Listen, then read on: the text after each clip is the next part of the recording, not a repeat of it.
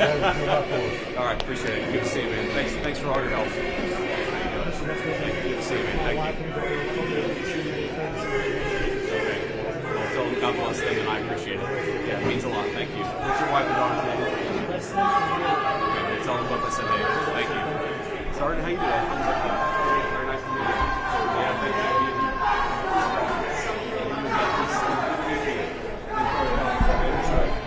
Good to meet you. Appreciate what you're doing. Thank you very much. Yes. Which part? I'm from South Michigan. You think that we're seeing improvements? Yes. All right. So, what's the plan here? Okay. So what's the plan? We do the gaggle, right? Are we doing that up here? Or are we doing that later? Okay. All right. Let's follow Karen here. All right, Karen, you lead the way. Go ahead.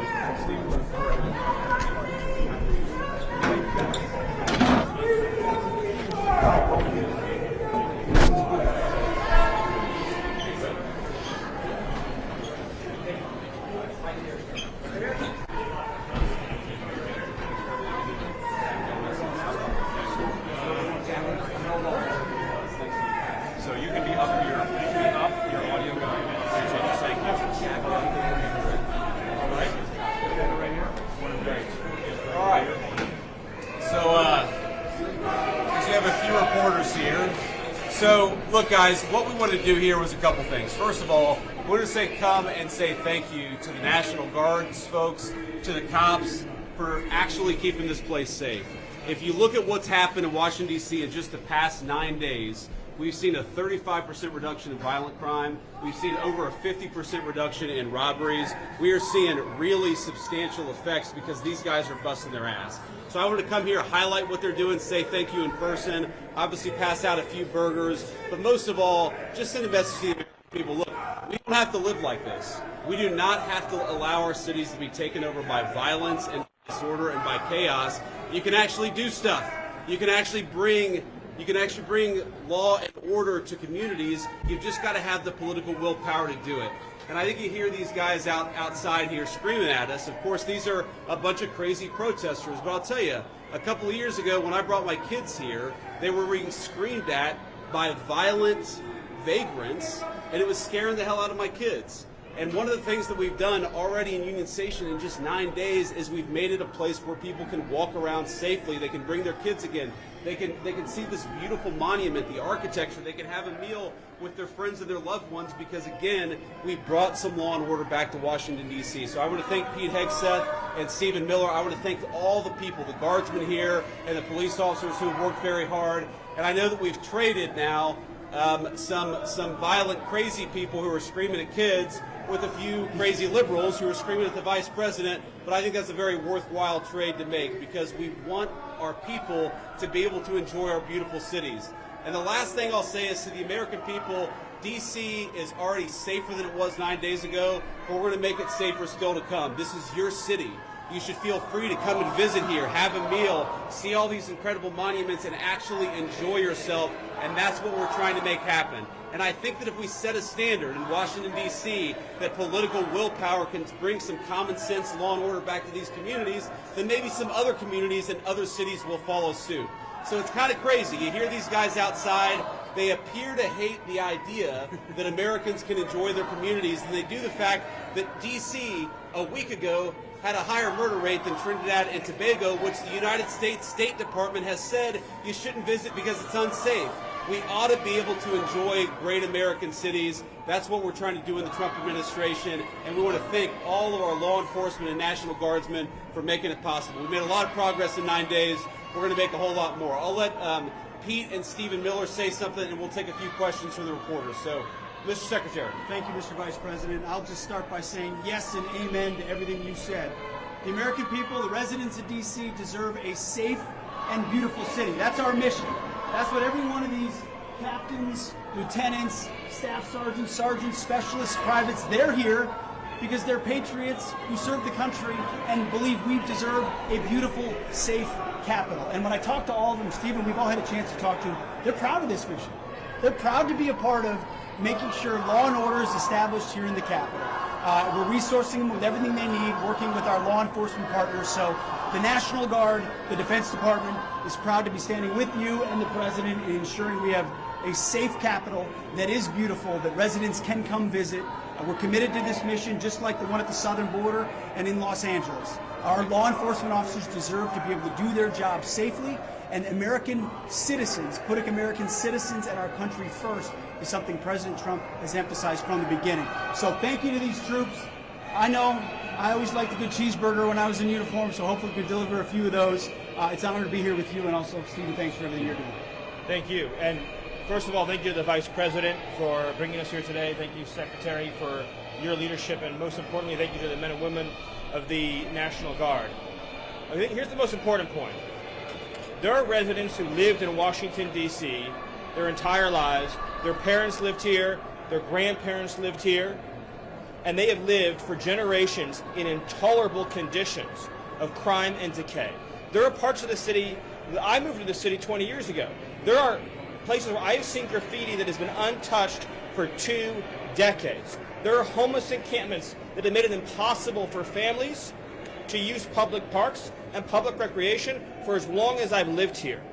There are hundreds of residents of this city who are shot in street violence every single year, making it one of the most violent cities on planet Earth. And for too long, 99% of this city has been terrorized by 1% of the city. And the voices that you hear out there, those crazy communists, they have no roots, they have no connections to the city, they have no families they are raising in this city, they have no one that they are sending to school in this city, they have no jobs in this city, they have no connections to this community at all. But they're the ones who've been advocating for the 1%, the criminals, the killers, the rapists, the drug dealers. And I'm glad they're here today. Because me, Pete, and the Vice President are all going to leave here, and inspired by them, we're going to add thousands more resources to this city to get the criminals and the gang members out of here. We're going to dismantle those networks, and we're going to prove that a city can serve for the law-abiding citizens who live there. We are not going to let the communists destroy a great American city, let alone the nation's capital. And let's just also address one other thing. All these demonstrators that you've seen out here in recent days, all of these elderly white hippies, they're not part of the city and never have been. And by the way, most of the citizens who live in Washington, D.C. are black. This is not a city that has had any safety for its black citizens for generations. And President Trump is the one who is fixing that with the support of the Metropolitan Police Department, the support of the National Guard, and our federal law enforcement officers. So we're going to ignore these stupid white hippies that all need to go home and take a nap because they're all over 90 years old, and we're going to get back to the business of protecting the American people and the citizens of Washington, D.C. Thank you, Stephen. A few questions. Mr. Vice President, why are troops stationed here at Union Station on the National Mall instead of areas in D.C. where crime is statistically highest? Well, if you've ever been to Union Station in the last few years with your family, you know that crime is actually extremely high right here in Union Station. You have vagrants, you have drug addicts, you have the chronically homeless, you have the mentally ill who harass, who threaten violence, who attack families, and they've done it for far too long. This should be a monument to American greatness. This should be a place where you can come and share a meal or go shopping with your family. It should not be a place where parents of small children are afraid to bring them because, to Stephen's point, we have empowered criminals over the people who actually need public safety in the city. So I think Union Station is a great example of what's possible when you actually have the political willpower to bring law and order and common decency back to the public spaces of the United States of America. So many Americans live in cities, they occupy these spaces, they know how unsafe they are, and they would love to be able to just live their life in places like Union Station without violent criminals making it impossible.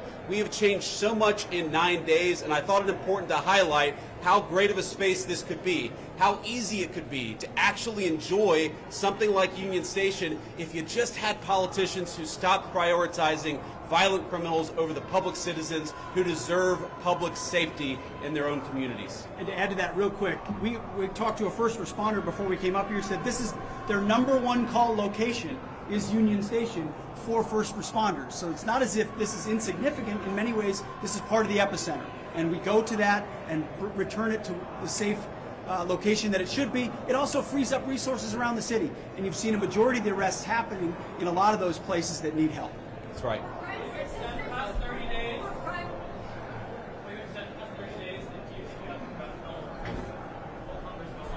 Well, look, we'll ultimately let the President of the United States determine where we are after 30 days of this emergency order.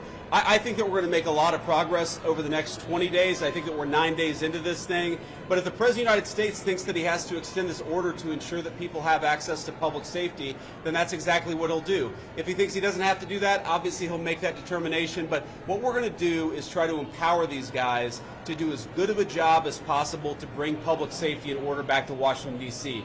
This is the national, cultural, and political capital of the world's greatest nation, and you talk to people, black, brown, white, so many of them are afraid to bring their kids into its public spaces. It's a shame. It's a blight. It actually should make every American ashamed that the world's leading superpower, our national capital, was unsafe for families to walk around at night.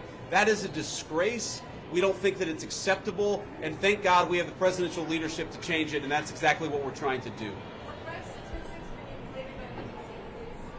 Well, I think that crime statistics all over our country were massively underreported because a lot of people would pick up the phone, they'd call somebody, they'd try to get help, and nobody would show up. If you look at wait times, at 911 response times all across our country, but certainly in Washington, D.C., they were way too long. And that wasn't because of the D.C. police, that was because there was too much crime and too few law enforcement agents on the street to bring order and decency to this city. You talk to these guys. I talked to 3 police officers earlier. I've talked to the National Guard. They are so happy that they've been empowered to do their job, which is to make American streets safe for American citizens. And I think that empowerment is going to keep on going until we make America, and D.C. in particular, a safe place again.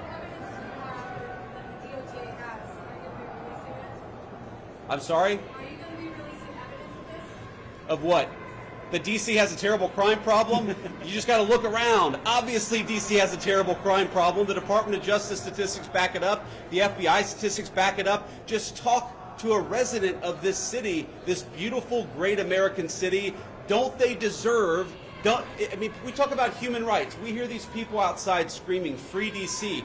Let's free D.C. from lawlessness. Let's free Washington, D.C. from one of the highest murder rates in the entire world. Let's free Washington, D.C. so that young families can walk around and feel safe and secure. That's what we're trying to free D.C. from. And as Stephen said, it's kind of bizarre that we have a bunch of old, primarily white people who are out there protesting the policies that keep people safe when they've never felt danger in their entire lives.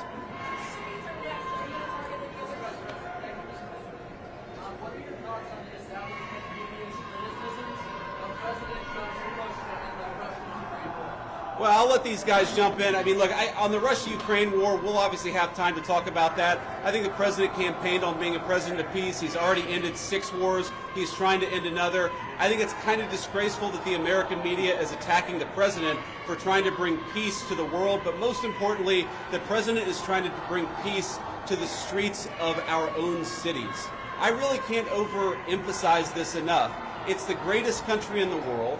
We've got moms and dads and young families. Shouldn't they be able to enjoy public spaces without vagrants taking away basic public safety from the American citizenry? The fact that it's taken so long to bring common decency and law and order back to Washington, D.C. is an indictment of a generation of failed leadership, and I hope these guys know how grateful we are that they're doing the job that so many fail to do. They're actually keeping the city safe. We're proud of you, and we're grateful to you.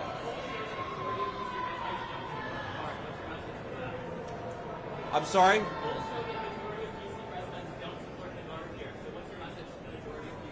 I'm highly skeptical that a majority of D.C. residents don't want their city to be to have better public safety and more reasonable safety standards within Washington, D.C. I don't know what poll you're talking about. Maybe the same polls that said Kamala Harris will win the popular vote by 10 points.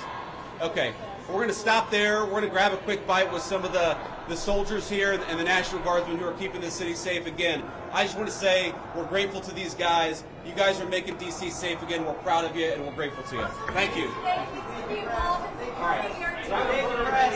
Thank you, press. Thank you, press. Thank you, press. Thank you, thank you. I'll have a bite to you. Full press.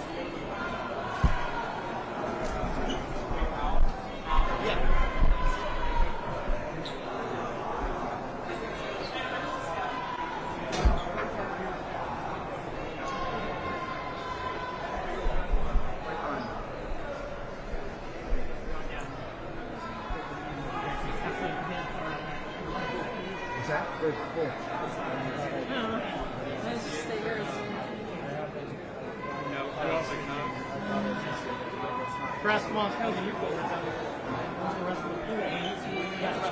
One right there.